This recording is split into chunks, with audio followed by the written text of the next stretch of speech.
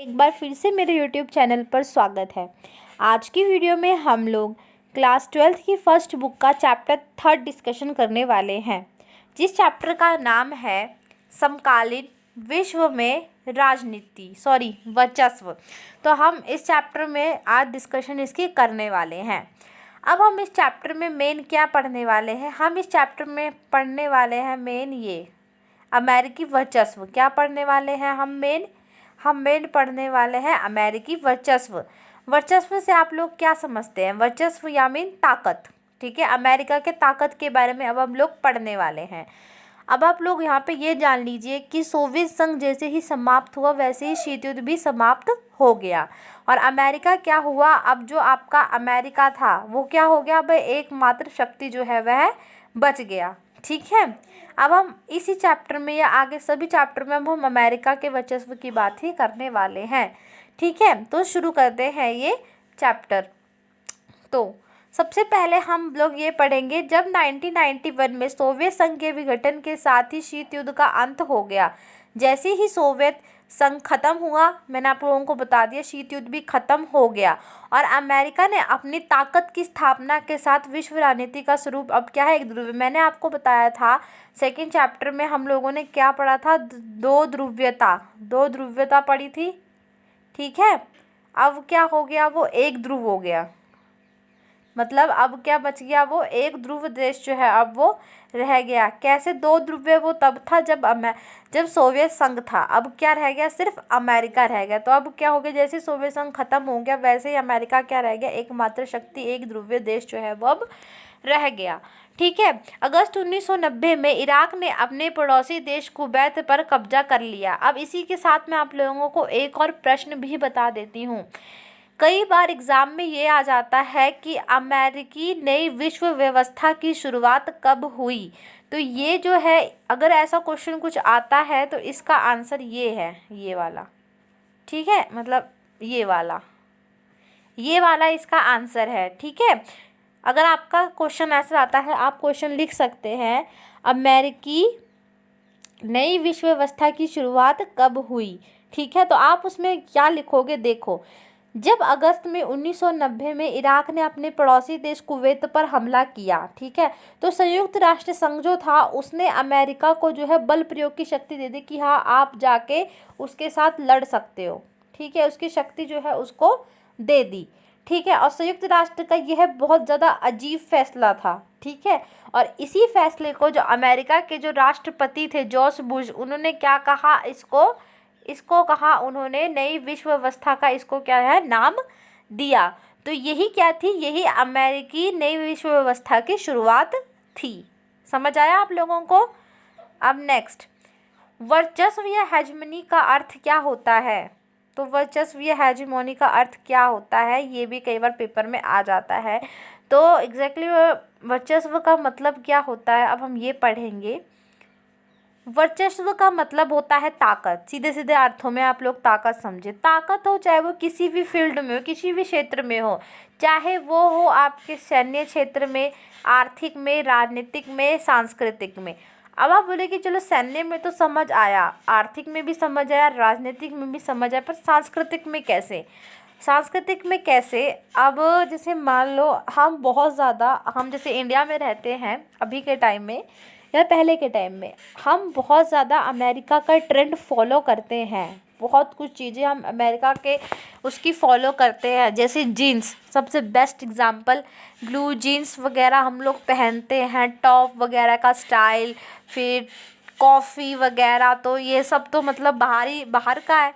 तो इसी को इसे सांस्कृतिक बोला जाता है कि हर फील्ड में उसका अमेरिका का अपना एक वर्चस्व है और एकमात्र शक्ति है, वो एकमात्र शक्ति का केंद्र होना, कि सब उसको हर तरीके से वो बढ़िया है, चाहे वो सैन्य, आर्थिक या राजनीतिक। ठीक है, तो वर्चस्व का मतलब ये होता है कि हर क्षेत्र में, चाहे वो सैन्य हो, आर्थिक हो या सांस्कृतिक हो, अंतर्राष्ट्रीय स्तर पर, इंटरनेशनल फील्ड पर, इंटरनेशनल बेस पर एकमात्र शक्ति होना। ठीक है, अब बारी आती है कि मतलब जैसे ही जॉर्ज बुश का कार्यकाल ख़त्म हुआ, अब ये भी आ जाता है कि अमेरिका जॉर्ज बुश के बाद राष्ट्रपति कौन बने। तो अमेरिका राष्ट्रपति जॉर्ज बुश के बाद जो है अमेरिकी राष्ट्रपति बिल क्लिंटन बने। ठीक है, बिल क्लिंटन लगातार 2 कार्यकाल जनवरी 1993 से जनवरी 2001 तक राष्ट्रपति पद में रहे। इन्होंने अमेरिका के जीडीपी को बढ़ाया, मजबूत किया और अंतर्राष्ट्रीय स्तर पर जो है लोकतंत्र को और बढ़ावा भी दिया। जलवायु परिवर्तन और विश्व व्यापार जैसे मुद्दों पर भी इन्होंने काफ़ी ज़्यादा ध्यान केंद्रित किया। तो कई बार ऐसे भी क्वेश्चन आ जाता है घुमा के कि राष्ट्रपति मतलब जॉर्ज बुश के बाद कौन राष्ट्रपति बने और उन्होंने क्या क्या सुधार किए, क्या उन्होंने क्या क्या परिवर्तन किए। तो आप लोग जो है इसको लिख सकते हो पूरे को, ठीक है। मैं आपको साथ साथ क्वेश्चन भी बता रही हूँ ताकि आप लोगों को कोई भी प्रॉब्लम ना हो। इसके बाद हम लोग क्या बात करने वाले हैं, बहुत इम्पॉर्टेंट, ये ज़रूर अमेरिका के सैन्य अभियानों के बारे में हम बात करने वाले हैं कि अमेरिका के सैन्य अभियान कहाँ कहाँ हुए। तो सबसे पहला आता है आपका ऑपरेशन डेजर्ट स्टॉर्म, ठीक है। सबसे फर्स्ट क्या आया आपका ऑपरेशन डेजर्ट स्टॉर्म। उस टाइम राष्ट्रपति कौन थे, उस टाइम राष्ट्रपति थे जॉर्ज बुश, ठीक है। और यह कब हुआ, ये हुआ 1991 में।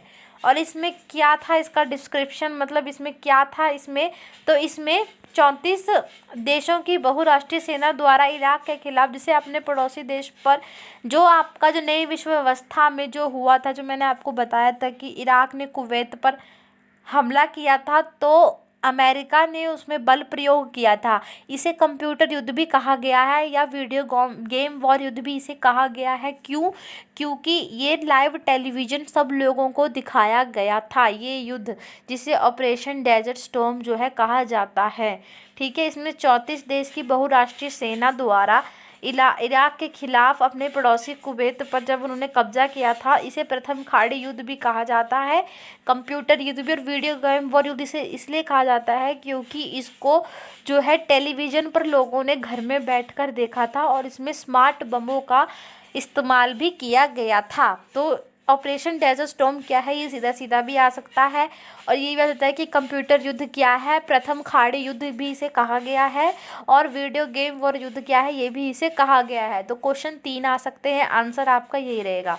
पर इसके परिणाम क्या हुए, इसके परिणाम ये हुए कि जो आपका कुवैत था उसको आज़ादी मिल गई। अब हम नेक्स्ट ऑपरेशन की बात करेंगे तो वो है ऑपरेशन इन्फिनिट रीच, ठीक है। ऑपरेशन इन्फिनिट रीच क्या था, उस टाइम राष्ट्रपति कौन थे, बिल क्लिंटन। कब हुआ, 1998 पे हुआ और क्या डिस्क्रिप्शन था, क्यों क्या कारण से हुआ था, अब वो पढ़ लेते हैं। नैरोबी केन्या तथा दार ए सलाम तंजानिया में अमेरिकी दूतावासों पर बमबारी के विरोध में सूडान एवं अफगानिस्तान के अलकायदा ठिकानों पर क्रूज मिसाइलों से हंगामा। अमेरिकी दूतावास जो होते हैं, ठीक है, मतलब हर जगह दूतावास होते हैं, जैसे हमारे लोग यहाँ से जाते हैं तो दूतावास होते हैं जहाँ पर हमारे लोग रहते हैं। वहाँ पर अगर बाई चांस उनका कुछ कई बार ऐसा कंडीशन आ जाती है जहाँ पर पासपोर्ट, कई बार हो सकता है कि पासपोर्ट हमारा ख़त्म हो जाता है, बहुत ऐसी चीज़ें कंडीशन आती है जब हमें दूतावासों में रहना पड़ता है। वो स्पेशली बनाए होते हैं, जैसे इंडिया में भी बनाए हुए हैं अमेरिकी दूतावास, ठीक है। वहाँ पे अमेरिका के लोग रहते हैं या फिर अगर इंडिया में है तो अमेरिका के रहेंगे, अमेरिका है तो इंडिया के रहेंगे, ऐसा है, ठीक है। तो दूतावास पर क्या हुआ था, बमबारी की थी, तो उसके विरोध में ज़्यादा सूडान और अफ़गानिस्तान के अलकायदा के जो ठिकाने थे उन पर क्रूज़ मिसाइलों से जो है हमला किया गया था, ठीक है। और इसका क्या परिणाम हुआ, इसमें क्या हुआ, अलकायदा को जो है मुंह तोड़ जवाब जो है मिला था। इसे बोला गया ऑपरेशन इन्फिनाइट रीच, ठीक है। ये क्वेश्चन सीधा आ जाएगा, ऑपरेशन इन्फिनाइट रीच क्या है, ठीक है। तो इसको आप ध्यान में रखना, ठीक है। नेक्स्ट आता है आपका ऑपरेशन एंड्यूरिंग फ्रीडम, ठीक है। अब हम ये वाली बात करेंगे, कब हुआ ये, 2001 में। उस टाइम राष्ट्रपति कौन थे, जॉर्ज डब्ल्यू बुश थे। 9/11 की घटना, सबसे बहुत इम्पॉर्टेंट क्वेश्चन है आपका ये, बहुत इम्पॉर्टेंट क्वेश्चन है आपका ये 9/11, ठीक है। 9/11 की घटना आपकी बहुत इम्पॉर्टेंट है। सितंबर 9/11 घटना, सीधा क्वेश्चन आता है 9/11 की घटना क्या है, या 11 सितंबर 9/11 की घटना क्या है, ठीक है। 9/11 की घटना क्या थी, 9/11 की घटना प्रतिक्रिया स्वरूप अलकायदा और अफगानिस्तान के तालिबानी शासन के विरुद्ध विश्व में आतंकवाद के विरुद्ध जो है ये युद्ध छिड़ा हुआ था। अभी हम इसके बारे में विस्तृत रूप से बात करेंगे, ठीक है। तालिबान की समाप्ति हुई और अलकायदा को कमज़ोर पड़ना पड़ा। अब आता है आपको ऑपरेशन इराकी फ्रीडम। कौन थे राष्ट्रपति? जॉर्ज डब्ल्यू बुश थे। 2003 में हुआ। संयुक्त राष्ट्र की अनुमति के बिना इराक पर आक्रमण किया, जिससे क्या होता, सुरक्षा परिषद जो होता है उसने उन्होंने निंदा की थी। ठीक है, और इसमें क्या हुआ था, इसका क्या लास्ट में ये रहा था कि सद्दाम हुसैन का अंत। अब हम इनके बारे में बिल्कुल व्यवस्थित रूप से पढ़ेंगे अच्छे तरीके से। सबसे पहले आते हैं 9/11 की घटना। 11 सितंबर 2001 के दिन 19 अपनकर्ताओं द्वारा, ठीक है, 19 अपनकर्ताओं थे जिसने क्या किया था, जिनका संबंध आतंकवादियों से था। उन्होंने 4 अमेरिका के जो बिजनेस वाले एरोप्लेन होते हैं उन पर कब्जा किया। इन्हीं 2 विमानों को न्यूयॉर्क स्थित, जिसमें से 4 विमानों में से, मतलब 4 एरोप्लेन में से जो 2 एरोप्लेन थे उनको जो है वर्ल्ड ट्रेड सेंटर से टकरा दिया गया। जो न्यूयॉर्क में है वर्ल्ड ट्रेड सेंटर, उससे इनको टक्कर मार दी। ठीक है, टकराया गया, और इसी को क्या कहा, आपकी 9/11 की घटना कहा गया है। ठीक है, एग्जैक्टली में 9/11 की घटना ये है कि 9/11 की मतलब 19 अपहरणकर्ता थे, उन्होंने क्या किया था, जिनका संबंध किससे था, आतंकवादियों से था। उन्होंने अमेरिका के 4 जो बिजनेस वाले विमान होते हैं उनके ऊपर कब्जा कर लिया। ठीक है, उनको अपहरण कर लिया। ठीक है, और इन उनमें से जो 2 विमान थे वह न्यूयॉर्क में एक वर्ल्ड ट्रेड सेंटर है, वहाँ पर वह 2 विमान जाके टकरा गए, और इसी को 9/11 की घटना जो है कहा गया। अब इसके परिणाम क्या हुए, इस हमले में लगभग 3000, यहाँ से आपके परिणाम आएंगे। ठीक है, यहाँ से, ये वाले से, तो ये इसमें आप देख लेना, परिणाम आएंगे आपके यहाँ से। मैं आपको पहले ही बता देती हूँ, ये आपके परिणाम हैं, ये आ भी जाता है कई बार, जहाँ से ये इससे शुरू होता है वहाँ से आपके परिणाम है। तो इसके परिणाम क्या हुए, इस हमले में लगभग 3000 लोग मारे गए। इस विरोध में अमेरिका के आतंकवाद के खिलाफ विश्वव्यापी युद्ध जो है छेड़ दिया गया। और भी इसका ये हुआ परिणाम कि इसमें ये जो घटना थी इसने पूरे विश्व को हिला दिया।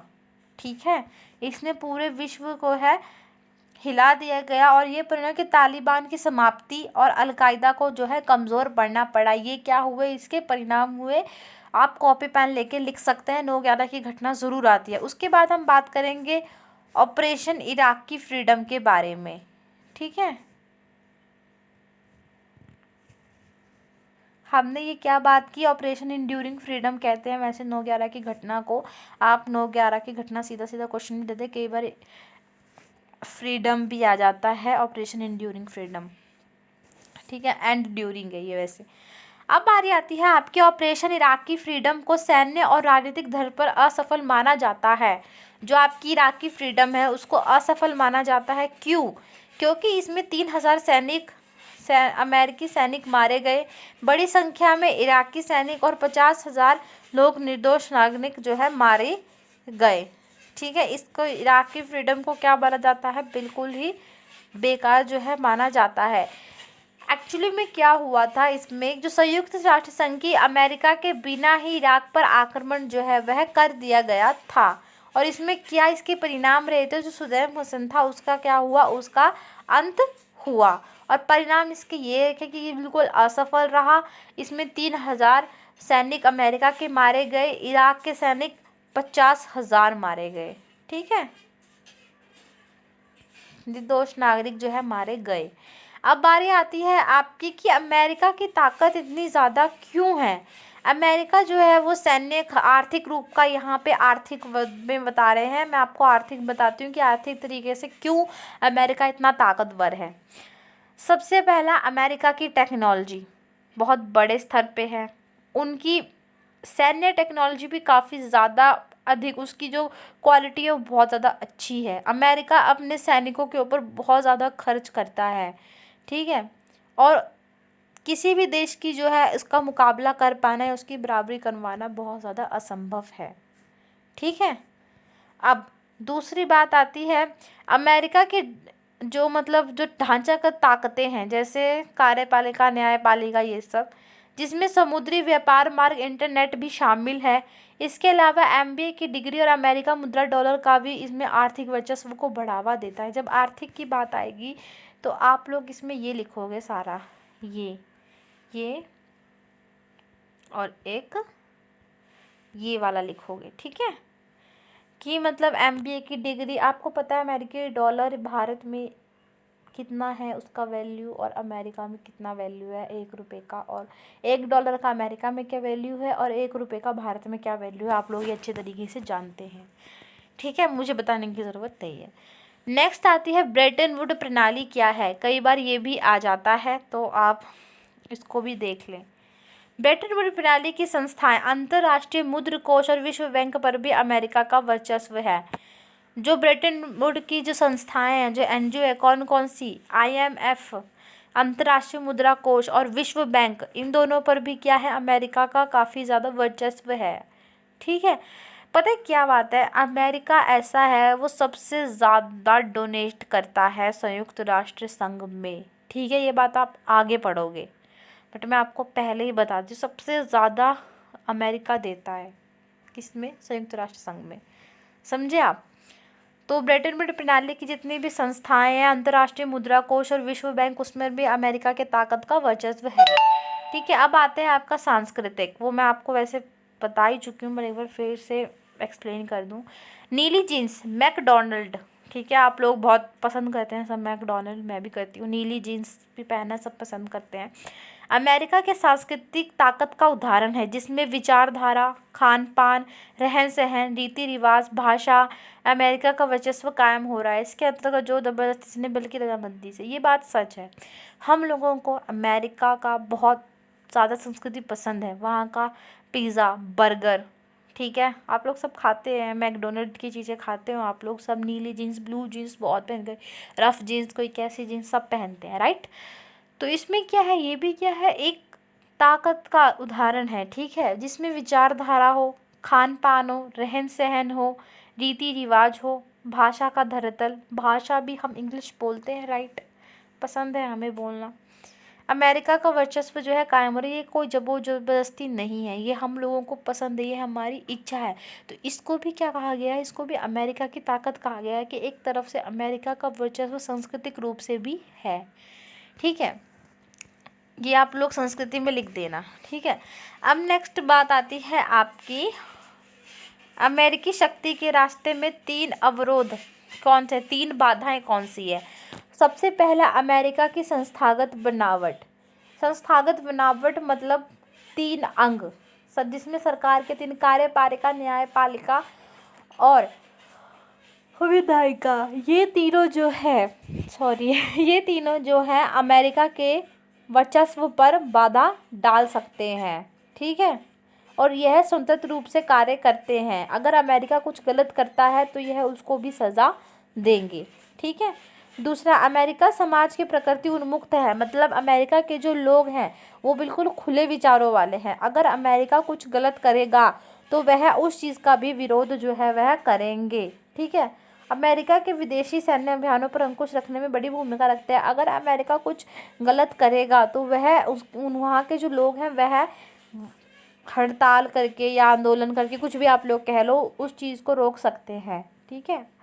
तीसरा, नाटो सेंटो सीटो, मैंने आपको पहले बता चुकी हूँ, आप फर्स्ट चैप्टर में जाके देख ले, सब चैप्टर एक दूसरे से जुड़े हुए हैं, ठीक है।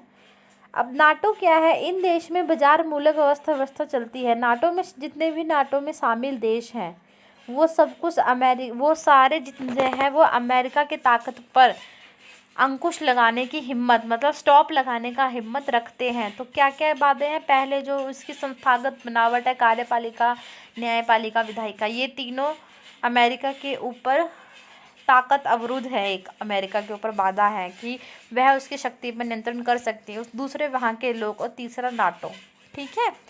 अब नेक्स्ट आता है कि अमेरिका के वर्चस्व से बचने के क्या उपाय हैं। क्या टॉपिक, बहुत प्यारा क्वेश्चन है, अमेरिका के वर्चस्व से क्या उपाय हैं, कि कैसे अमेरिका के वर्चस्व से बचा जाए। तो पहला आता है आपका वैंड वैगन नीति।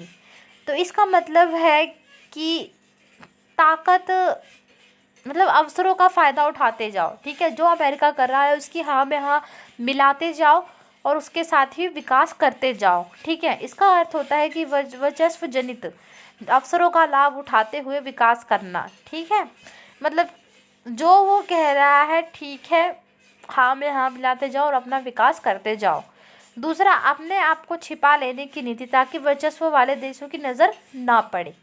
तीसरा, राज्योत्तर संस्थाएं, जिससे हो गया आपका स्वयंसेवी संगठन, कलाकार और बुद्धिजीवियों से मिलकर अमेरिकी वर्चस्व का प्रतिकार करें।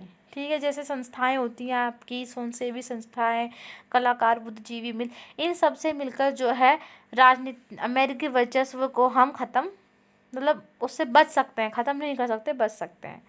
अब लास्ट क्वेश्चन रह गया हमारा भारतीय अमेरिकी संबंध। ठीक है, अब ये हमारा लास्ट क्वेश्चन है। आपको मैंने जितना भी पढ़ाया अभी आपको समझ आ गया होगा। प्रथम खाड़ी युद्ध के बारे में मैं आपको बता दूं। प्रथम खाड़ी युद्ध वही है जो आपका फर्स्ट में है। ऑपरेशन डेजर्ट स्टॉर्म को ही प्रथम खाड़ी युद्ध जो है कहा गया है, जिसमें इराक ने कुवैत पर हमला किया था, जिसे कंप्यूटर वॉर या वीडियो गेम वॉर भी कहा गया है। तो प्लीज़ आप कंफ्यूज नहीं होना अगर पेपर में आ जाता है तो। अब नेक्स्ट आता है आपका भारत अमेरिकी संबंध। ठीक है, लास्ट बच गया अब आपका भारत और अमेरिका के संबंध कैसे हैं। तो पहला, जैसे ही शीत युद्ध खत्म हुआ, भारत ने क्या है अब वैश्वीकरण को अपनाया। ठीक है, भारत और अमेरिका के संबंध काफ़ी अच्छे हैं, वो विदेश नीति को मानते हैं। ठीक है, पहला, अमेरिका आज भारत का सबसे बड़ा व्यापारिक साझेदार है। ठीक है, बहुत ज़्यादा व्यापार होता है। अमेरिका के अलग अलग राष्ट्र भारत की यात्रा भी की है, अलग अलग राष्ट्रपति ने भारत की यात्रा भी किया ताकि उनके संबंध अच्छे रहें। तीसरा, अमेरिका में बसे जितने भी अनिवासी भारतीय, खासकर जो सिलिकॉन वैली में जो काम करते हैं, हमारे बहुत सारे भारतीय जो है सिलिकॉन वैली में काम करते हैं, उनका भी काफ़ी ज़्यादा प्रभाव है। सामरिक महत्व के भारतीय अमेरिकी असैन्य परमाणु समझौते का संपन्न होना। ठीक है, भारत और अमेरिका के बीच में असैन्य परमाणु समझौता हुआ था। ठीक है, बराक ओबामा जब 2015 में उन्होंने भारत की यात्रा की थी तो उस टाइम उन्होंने क्या किया था, कई क्षेत्रों में भारत के जो कई क्षेत्र वहाँ पे लोन देने की बात ही जो है वह की थी।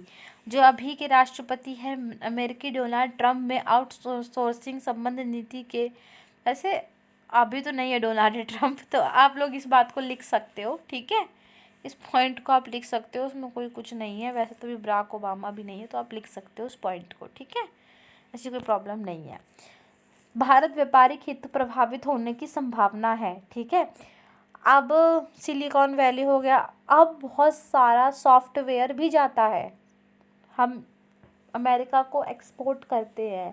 ठीक है, उसको भेजते हैं सॉफ्टवेयर भी। ठीक है, हमारे बहुत सारे डॉक्टर्स वहाँ पे काम भी करते हैं। ठीक है, हमारे बहुत सारे निवासी वहाँ पे जाकर रहते भी हैं, ये बात सच है। तो बहुत अच्छे संबंध है, इतने बुरे भी संबंध नहीं है। वर्तमान में अलग अलग वैश्विक मंचों पर अमेरिका राष्ट्रपति तथा भारतीय प्रधानमंत्री की काफ़ी सारी मुलाकातें हुई हैं। ठीक है, आर्थिक, राजनीतिक और सांस्कृतिक सैन्य संबंधों को मजबूत जो है वो किया गया है और एक बिल्कुल पॉजिटिव वे में देखा हुआ है।